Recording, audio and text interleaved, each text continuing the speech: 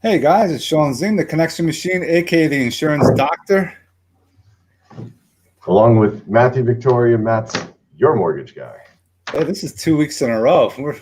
We're being consistent, like we talk about. We had a little lull, and we making sure we're getting back after it because it's important to consistently educate people. It's lacking. I'm seeing that tremendously. People are coming to me for insurance. They have no idea what they're doing in the real estate world. No one's really educating. So I'm all about education, right? Yeah, it's it gets busy, and that's the classic excuse that we all have. And I'm too busy, and it's actually going to wind up being a great segue into what our topic is going to be. But incidentally, if you'll notice, I have a different background today because we are actually officially in our office in Springfield now. So I'm in my Congrats, office, man. and then my wife's in the other room in the office as well. So. Congrats, finally in the office, and that's gonna streamline some things. And I know you're growing your team too, so big props for that for sure. Now we have to try and get them into the office, but it's a little hard because everyone's so used to working from home. My wife and I were like, "Oh, this is great. We get to actually go out to the office now. This is awesome." I love the re-strategizing with this whole COVID and having to work at home. It's been very convenient for us as far as not having to worry about putting Natalie into daycare. We can really focus and take care of her, make sure she's not sick. But it's been beneficial to me for business purposes. I don't have to worry about going anywhere. I'm doing a lot of these kind of calls or Zoom calls or phone calls. Yeah, we actually talk on the phone. A lot of you just email and text. It doesn't do anything. But building relationships are huge. And I really enjoy having the extra time at home. But I agree, having an office can definitely, you can get in there and focus. Sometimes the office is a problem for certain people too. Yeah, sometimes. But you have to be intentional when you go into your office. So a lot of people are not intentional with the things that they're doing. Right. They go there and it's just the water, talk, or they're talking about the games, or they're doing and playing games on their computer while they should be prospecting or trying to find business because there's tons of business out there, but if you're not out there basically fishing, it's not going to come to you. A lot of people are just hoping they're going to get business when there's so much out there that you just have to be able to put yourself in that position to accept this kind of business, which goes with our whole process, what we want to talk about today, about systems. How important are systems to you and your business, Matt? Extremely important because the loan has I guess, a life cycle or stages that it moves through. It goes from one end to another. Like you start out with your pre-approval and your application, and then you wind up sending out disclosures. Then from disclosures, it gets moved to processing once they come in. So, and once you're doing, like when our disclosures come in, all of a sudden, like we have an opening team, right? All of a sudden the opening team starts banging out. So what do? They order VOEs, they order W-2 transcripts, they order the appraisal, they order title, they order CAVers if it's an FHA loan. Like there's all these different things. We call them the order outs that have to get done as soon as they open the loan or get in disclosures. But then you move from there to processing.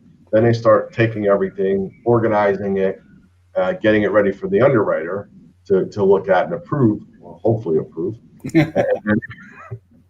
Well, once they do that, then it comes back, and then we have to reorganize it and collect everything. Like at that point, title will be in.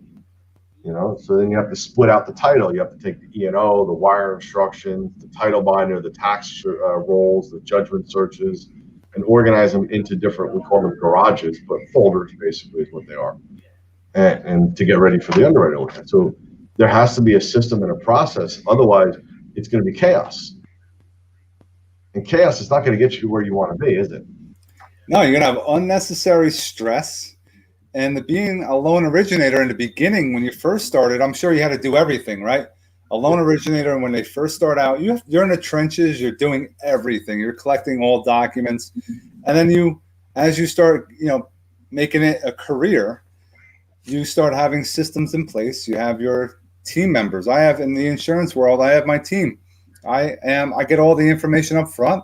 I get it to the team. They do all the magic. They all find the proper companies that we can write policies, depends on what we're dealing with. And then I'm presenting, but I'm all about building relationships. And the system has to flow properly. A lot of people have to have, get with the technology. Not everything's paper and pen or pencil. You have to have e-signatures. And then they're trying to have clients try to figure out how to do an e-signature is hilarious to me. It's just like going to the, convenience store. You're using your credit card, and you just have to take your phone, turn it, and sign. But there's issues with that, and you have to do old school and go against your system, and send out an application that they can sign, print out, and sign, and get back to you. But you do what you got to do to make things happen. Well, and then some of it is checking up on the disclosures that were signed, because sometimes they forget. And if they miss them, then you have to get it done at the end. And then they're like, why do I have to sign this? I already signed all of these things. And it's like, well, because somebody missed it. And, that's part of the system and the process. And it's the same thing for a realtor. If you want to elevate your sales to more than 1 or 2 a month, the only way you're going to do that is with systems and processes, whether you build your team or you hire on work as a as needed basis, like a transaction coordinator, like a contract transaction coordinator. This way you take that stuff off your plate. But if you don't tell them what to do, they're not going to be able to do it. Wait, but that takes a little bit of money, and I don't want to spend money. That's what a lot of real estate agents will say. They don't want to spend too much money on lead generation. They don't want to spend money on systems like a CRM. Wait, what the heck's a CRM? Customer relationship management system. Whoa. You have to have a database. And if you want to be old school, have a Excel spreadsheet if you have to, or use Outlook or HubSpot. Use something so every person you talk to is an opportunity for a sale down the road. But you can't just wing it in real estate. And we're picking on real estate because that's what we're in. And real estate has to have systems. You have to explain things to your buyers, to those that are selling. List and explain the process from contract to close, so those expectations can be met. So important. Not only that, but also to take it one more step further. If you don't have a system and process to how your buyers work or move through your cycle, or your sellers move through your cycle, like when you're a buyer, right? When you get a loan commitment, right? And if I was a realtor, this is one of the things that I would be doing. They get a loan commitment, I would be sending them out, the contact information on changing the utilities, or something to that extent. Or when you're, getting ready, when you're CTC, making sure that they have a locksmith lined up to be able to change the locks, or any of those kinds of things to move through the process. Like, hey, you know what? We're approved. We got our commitment. Do you have your mover scheduled? That's one of the part of your systems. Like for us in what we do, sales, right? There's two sides of things. There's sales and there's operations, right? To be a salesperson, we have to have that magnanimous type of personality, right? The outgoing salesman personality. And that works, but you can also have a very dry personality and be a super agent. And I knew somebody that was like that in Hunterdon County. The guy had a very dry personality, but he was so on point with his systems and his processes that he was just an animal.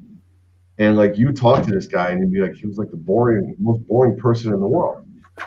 But he nailed it on his systems and processes that did all the work for him.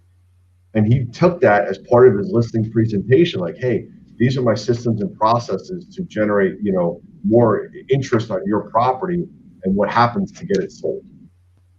So that sold them. You said a couple things there that are very important as far as being a resource to your buyer or seller. And you said if you a CTC, clear to close, getting a locksmith, getting movers. But I'm a real estate agent. Why do I have to do that? These are relationships that you have to continue, because when you close on a property, that's just the start of the relationship. That's if you think about it. Some people think of it, I'm just getting my commission and I'm moving on to the next deal. But if you really kind of, stay involved in their life, build that relationship, go deeper with them, go to barbecues with them, throw a barbecue for them, you'll actually get now into their network, and they'll know how to recommend you more because you're doing more things. You're not just all right, we sold a home and we just move on to the next one. You're actually growing with them as well.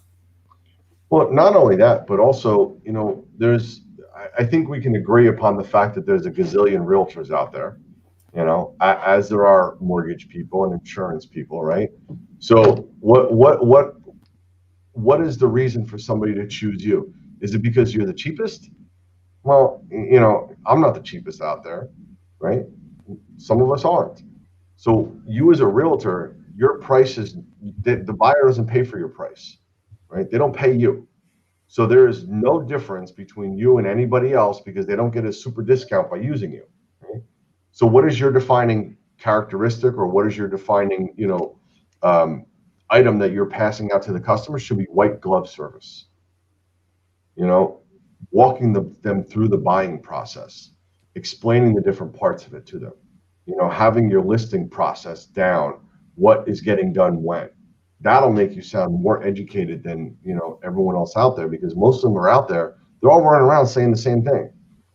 I'll get your house sold, quick, blah, blah, blah. Well, right now in this market, yeah, everyone's going to sell quick.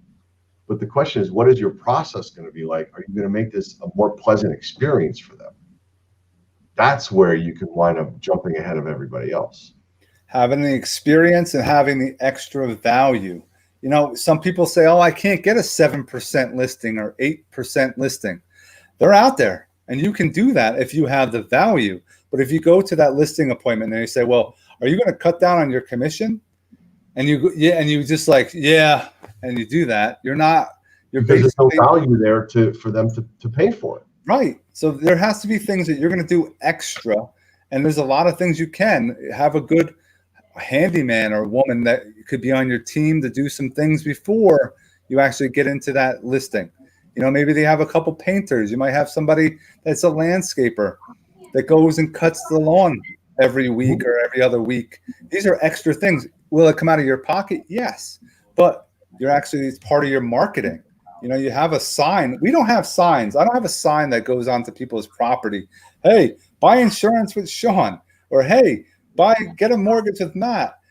Real estate agents, you have a sign. You have to use this to your advantage. And every opportunity you can get to get somebody in there to help your client out is marketing dollars that you got to think about. Yeah, maybe striking up a deal with an appraiser to come in and do a pre-appraisal, or a home inspector to come in and do a pre-inspection. This way you go through your punch list with your seller and say, hey, let's fix all of these items now. So this way we don't have to worry about giving up money later when they come back in for the renegotiation. Those kinds of things, and putting that in your presentation as saying, hey, these are one of the things that we're going to do. I already have a relationship. Yes, you know what? Maybe it'll cost you $300. Or, if you're taking a listing at full price and you throw it in for them, spend the $300 out of your pocket, but those are part of your systems and your process. Do you have somebody handling the paperwork, coordinating with title, coordinating with the appraiser, coordinating with the home inspection? Otherwise, you're going to wind up doing it all yourself. If you're high top dollar hourly employee and you have a very high hourly rate, you're going to really want to do those kinds of things. Right. And systems for answering your phone and calling people back. I see a lot of posts recently that people are in a transaction and they're not communicating. You have to communicate. You have to make phone calls. People are reaching out to you. You don't get back to them the same day because you're so busy. What are you busy for? You're not really. You could take a couple seconds and not even do a phone call, do a video call, do a FaceTime, get in front of somebody. That's more personal than just picking up the phone. Hey, I'm so sorry. I was so busy today.